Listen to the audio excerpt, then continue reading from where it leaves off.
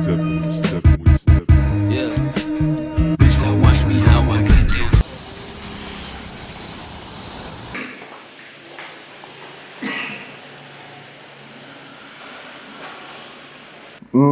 Sebelum ke genre hardcore sebenarnya gue tuh pas masih di Palu sempet join band sama teman-teman gue, popang sih. Itu kayak zaman-zaman gue kelas 1 SMA apa kelas 2 SMA gitu.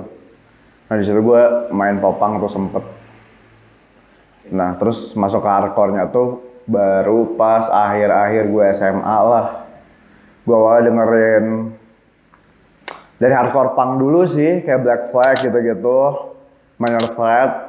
Terus baru tuh kayak turunannya ke Youth of Today, Gorilla Biscuit. Nah habis itu pas gue pindah ke Bandung, gue baru tahu tuh kayak yang new wave hardcore tuh, band-band kayak Trap Under Ice, Turnstile, terus Higher Power, banyak lah.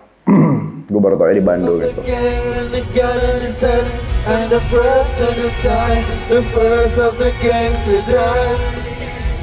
Gue mostly referensi dari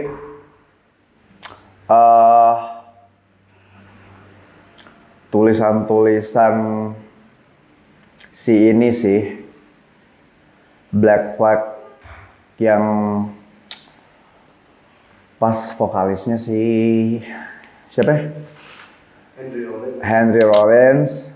Itu gue lumayan terinspirasi dari lirik-lirik dia sih sebenarnya. Jadi lirik dia tuh lumayan lumayan tentang keseharian, dan kayak dia juga nulisnya tuh hal-hal yang ada di sekitar dia tapi yang gak jauh-jauh, dan somehow itu buat di Blitz cocok sih. Jadi itu menurut gue Henry Rollins sih.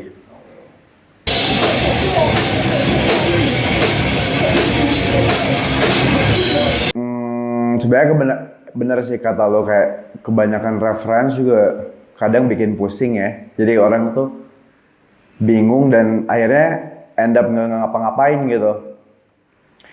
Sebenarnya apa ya? Kalau dari gue sendiri sih kayak diri gue bisa kayak mengurasi referensi mana yang cocok dan mana yang enggak ke gue, dan kalau misalnya itu emang cocok ke gue dan gue bakal masukin sih, dan itu bakal gue bawa terus tuh pasti kalau emang cocok banget gitu. Kalau udah DNA-nya kayak udah kayak nih gue banget nih. Kayak misalnya brand, gue beli misalnya gue suka salah satu brand fashion dan wah ini brand gue banget nih.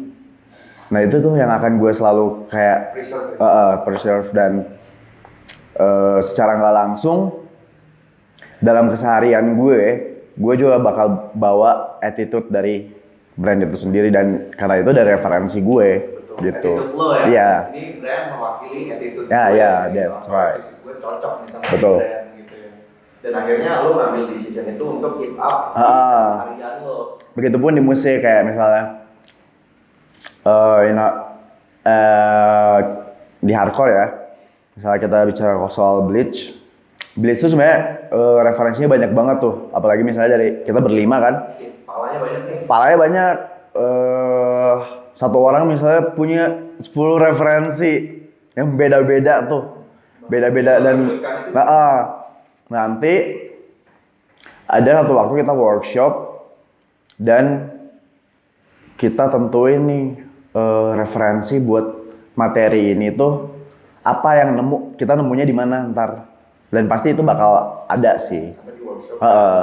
Karena kita base-nya udah hardcore, jadi untuk ngurasi referensinya tuh udah bisa lah. Jadi misalnya referensi yang emang belok banget ya udah nggak dipakai gitu. Ternyata di hearing udah di record, di hearing ternyata enggak. Iya gitu. Jadi Jadi intinya sih bikin aja dulu ya, mau nanti akhirnya jadi dipilih atau enggak. Benar, itu benar. tahapan yang selanjutnya. Benar, Tapi benar, tahapan benar. pertama lu adalah mengkurasi, suka yang mana, ditentuin yang mana, terus dilakukan di record, Iya. bikin workshop, Iya. di record, dikirim, baru nanti dipilih yang Iya, mana iya, yang iya, masuk ke iya, benang merahnya nih. Oke. Benar. Buat gue apa ya? Yang paling berkesan satu lagu nih. Satu lagu. Mungkin bentar, gue mikir dulu. Soalnya lumayan banyak sih yang berkesan, tapi mungkin bagi gue tuh Treat the Disease sih.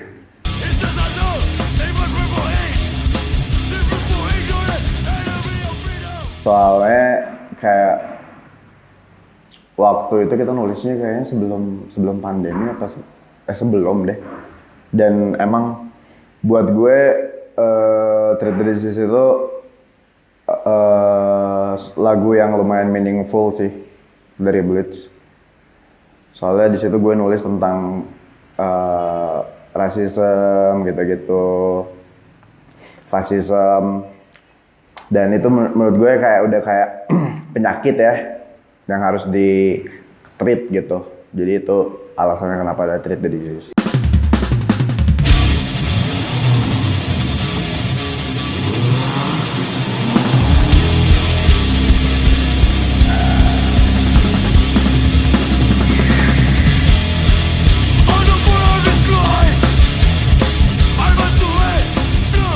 Perbedaan kulturasi musik antara Palu dan Bandung.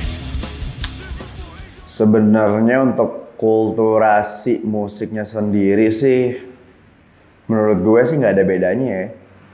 Jadi kayak di Palu tuh juga udah pada update lah gitu. Cuman balik lagi ke sumber dayanya. Kalau di Bandung kan misalnya kita nyari apa-apa tuh gampang lah, kita nyari reference gampang. Kalau di Palu tuh susahnya tuh ya, jadi mereka kalau selesai bikin musik kayaknya ya stuck aja di Palu gitu, nge-stuck di kota itu. Kan kalau misalnya dari Bandung kita bikin musik masih gampang lah buat nyebarin ke kota-kota lain gitu.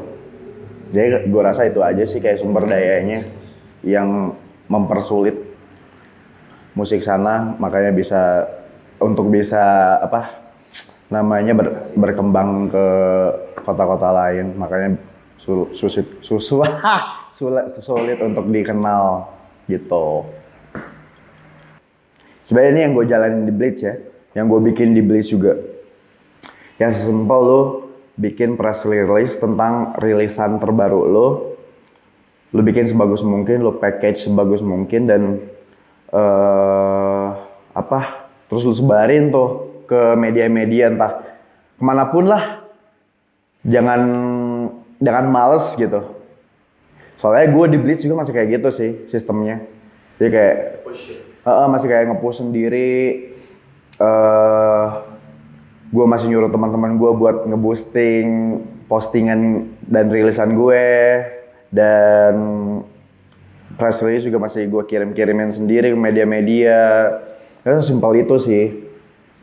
At least media-media luar ini, media-media di Pulau Jawa misalnya, mereka aware dulu dan tahu dulu nih band lu. Masalah mereka suka apa enggak ya bodo amat aja sih sebenarnya itu. Gitu.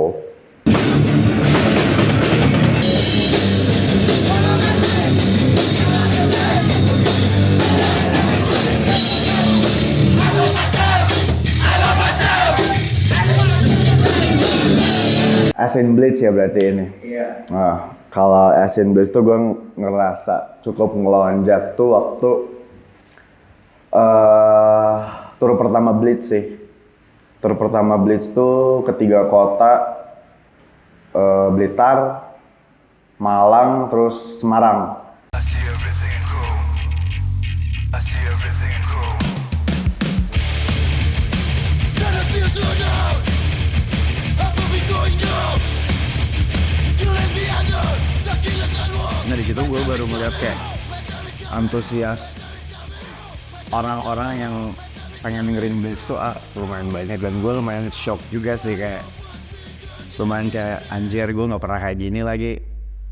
Jadi kayak di situ titiknya bahwa kayaknya udah harus kayak diseriusin nih si band Blitz ini gitu.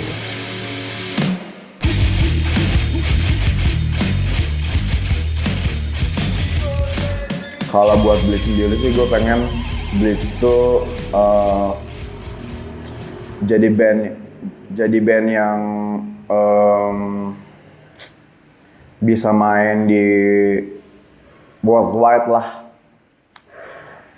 Jadi aiming gue kesana sih kalau buat Blitz. Jadi nggak cuma di Indonesia tapi bisa dikenal worldwide juga. Wishlist ya? Iya, wishlist. Wishlist sama Blitz. Kayak gue dan anak-anak tuh pengen banget main di Sound and Fury Fest itu di US, Los Angeles. Gue pengen banget sih. Kalau gue ya, kayak anak-anak juga setuju sih harusnya. Terus buat gue sendiri sih sebenarnya gue pengen banget punya fashion brand dan mungkin bakal start tahun inilah, semoga lancar-lancar aja gitu. Oke Mike, terima kasih untuk interview hari ini Sama-sama. dan semoga sukses selalu. Thank you bro. Mimpinya Amin. Amin. Oke, apa? Quotes of the day. Kata-kata hari ini. Kata-kata hari ini. Iya, boleh tuh. Anjing. Tolong kata-kata hari ini. Kata-kata hari ini banget anjir. Ini banget, Hah? Pada lebaran. Hari ini pokoknya hari ini, gak boleh yang kemarin, gak boleh yang kabar besok. Hari ini. Wah, jangan berhenti bermimpi. Tapi kalau kebanyakan bermimpi, itu namanya kebanyakan tidur.